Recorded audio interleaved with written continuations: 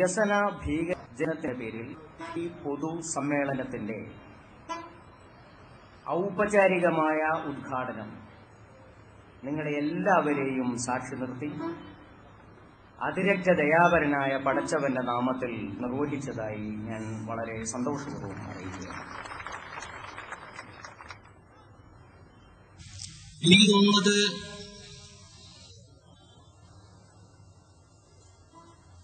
കിനാലൂരിലെ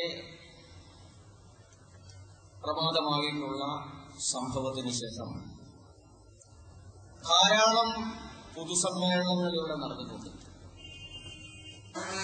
ആ പൊതുസമ്മേളനങ്ങളിൽ നിന്നെല്ലാം ഈ പൊതുസമ്മേളനത്തെ വേർതിരിച്ചു നിൽക്കുന്ന ഒരു വലിയ സംഭവമുണ്ട്. കിനാലൂരിൽ നടന്നിട്ടുള്ള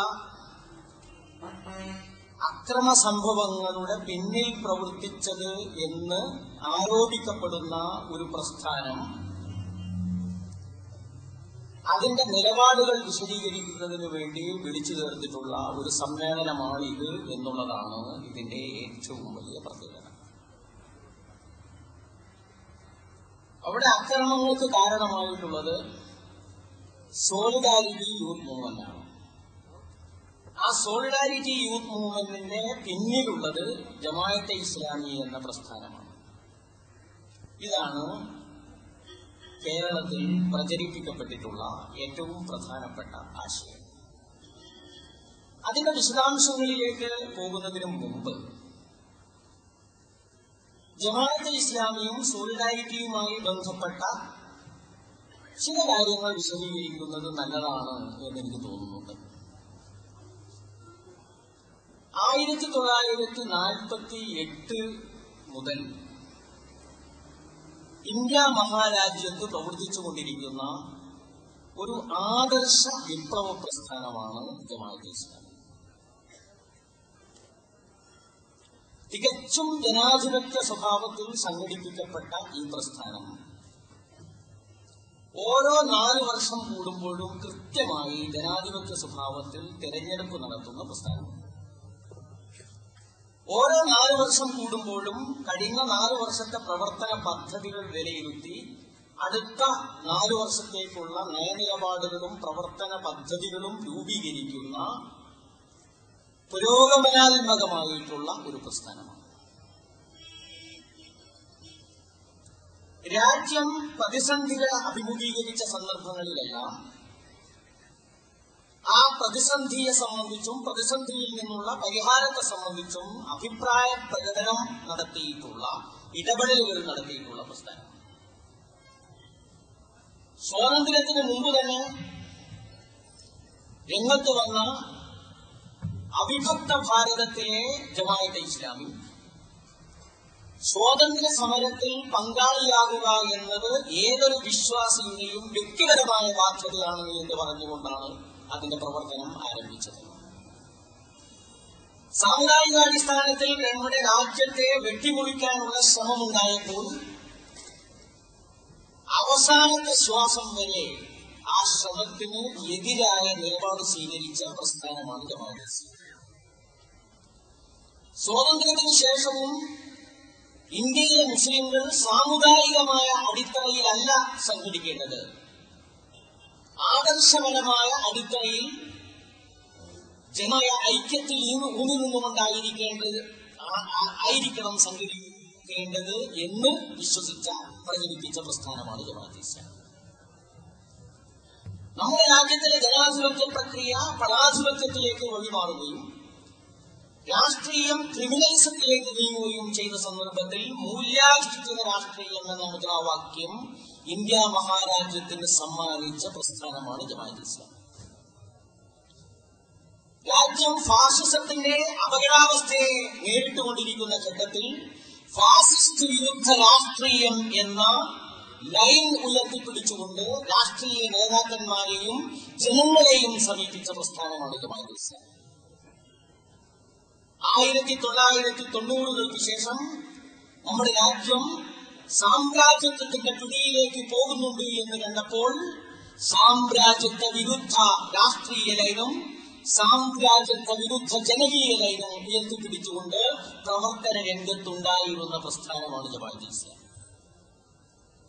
ഈ നിലയിൽ ജമാഅത്തെ ഇസ്ലാമിയെ ഈ നാട്ടുകാർക്ക് അറിയാം. പക്ഷെ ജമാഅത്തെ ഇസ്ലാമിക്ക് അറിയില്ല ഒരു വർഗീയ സംഘടന എന്നുള്ള നിലയിൽ, ഒരു മത തീവ്രവാദ സംഘടന എന്നുള്ള നിലയിൽ ഈ നാട്ടുകാർക്ക് അറിയില്ല. അങ്ങനെയുള്ള ആരോപണങ്ങൾ ഉന്നയിക്കുവാനുള്ള ഒരുപാട് ശ്രമങ്ങൾ ഉണ്ടായിട്ടുണ്ടെങ്കിലും ആ ശ്രമങ്ങൾക്ക് ഉപോത്ബലകമായ തെളിവിന്റെ ഒരംശവും കിട്ടാത്തതുകൊണ്ട് ജനം ആ ആരോപണങ്ങളെ തള്ളിക്കളയുകയാണ് ചെയ്തിട്ടുള്ളത് എന്ന് ജമാഅത്തെ ഇസ്ലാമിയുടെ ചരിത്രം അറിയുന്ന ഏതൊരാൾക്കും അറിയാവുന്ന കാര്യമാണ്. ജമാഅത്തെ ഇസ്ലാമിയുടെ വളർച്ചയുടെ ഒരു ഘട്ടത്തിൽ കേരളീയ സമൂഹത്തിന് ജമാഅത്തെ ഇസ്ലാമി നൽകിയിട്ടുള്ള ഏറ്റവും സന്തോഷകരമായ അഭിമാനകരമായിട്ടുള്ള ഒരു സംഭാവനയാണ് സോളിഡാരിറ്റി യൂത്ത് മൂവ്മെന്റ് എന്ന് പറയുന്നത്. ഈ സംഭാവന ജമാഅത്തെ ഇസ്ലാമി നൽകുവാൻ ജമാഅത്ത് മുന്നോട്ട് വരാനുള്ള പ്രധാനപ്പെട്ട കാരണം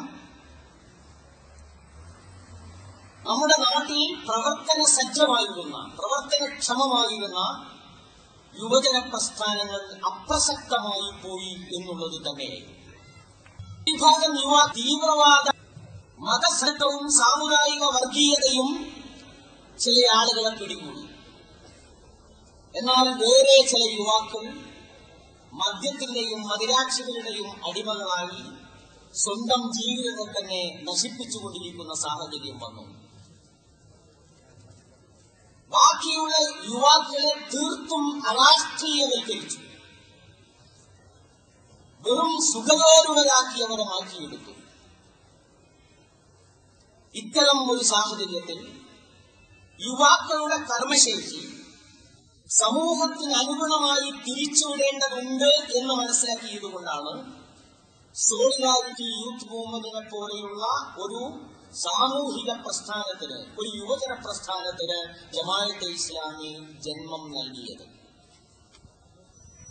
സോളിഡാരിറ്റിയുടെ മാതൃപ്രസ്ഥാനം ജമാഅത്തെ ഇസ്ലാമിയാണ് എന്ന് പറയുവാൻ ജമാഅത്തെ ഇസ്ലാമി എവിടെയും മടിച്ചിട്ടില്ല. ഞങ്ങളുടെ മാതൃപ്രസ്ഥാനം ജമാഅത്തെ ഇസ്ലാമിയാണ് എന്ന് വിശദീകരിക്കുവാൻ സോളിഡാരിറ്റിക്കും മടിയില്ല. ഇത് വളരെ സുതാര്യമായിട്ടുള്ള ഒരു കാര്യമാണ്. 7 വർഷം മുമ്പ് സോളിഡാരിറ്റി യൂത്ത് മൂവ്മെന്റ് കടന്നു വരുന്നത് മാറാട് കലാപത്തിന്റെ പശ്ചാത്തലത്തിലായിരുന്നു എന്ന് നിങ്ങൾ ഓർക്കണം. ആ സന്ദർഭത്തിൽ ആദ്യമായി സോളിഡാരിറ്റി യൂത്ത് മൂവ്മെന്റ് ഉയർത്തിയ മുദ്രാവാക്യം സൗഹാർദ്ദ കേരളത്തിന് യുവജനാഹ്വാനം എന്ന മുദ്രാവാക്യമായി. കേരളത്തിൽ സൗഹാർദ്ദത്തിന്റെ ഒരു അന്തരീക്ഷമുണ്ടാകണം. വർഗീയതയുടെയും സാമുദായിക ധ്രുവീകരണങ്ങളുടെയും എല്ലാ അടയാളങ്ങളും തുടച്ചു മാറ്റപ്പെടണം. മതനിരപേക്ഷതയിൽ അധിഷ്ഠിതമായ, പരമത സഹിഷ്ണുതയിൽ അധിഷ്ഠിതമായിട്ടുള്ള ഒരു സമൂഹത്തിന്റെ നിർമ്മിതി നമ്മുടെ നാട്ടിലുണ്ടാകണം എന്നുള്ളതായിരുന്നു കേരളത്തിന് സോളിഡാരിറ്റി നൽകിയിട്ടുള്ള ആദ്യത്തെ സന്ദേശം. രണ്ടാമതായി സോളിഡാരിറ്റി നൽകിയിട്ടുള്ള സന്ദേശം മുതലാളിത്തത്തെ വലിച്ചെറിയുക എന്ന സന്ദേശം. അതായത് കേരളം അതിവേഗം സംസ്ഥാനമായി മാറിക്കൊണ്ടിരിക്കുകയായിരുന്നു. നവോത്ഥാന മൂല്യങ്ങളെന്ന് തൊട്ടുഘോഷിപ്പിക്കപ്പെടുന്ന മുഴുവൻ മൂല്യങ്ങളെയും മറന്നുകൊണ്ട് യുവാക്കളടക്കമുള്ള കേരളീയർ ഭൗതിക സുഖങ്ങളിലേക്ക് തെന്നി മാറിക്കൊണ്ടിരിക്കുന്ന ഒരു ഘട്ടത്തിൽ മുതലാളിത്തത്തെ വലിച്ചെറിയുക എന്ന മുദ്രാവാക്യവുമായിട്ടാണ് സോളിഡാരിറ്റി രണ്ടാമതായി രംഗത്ത് വരുന്നത്.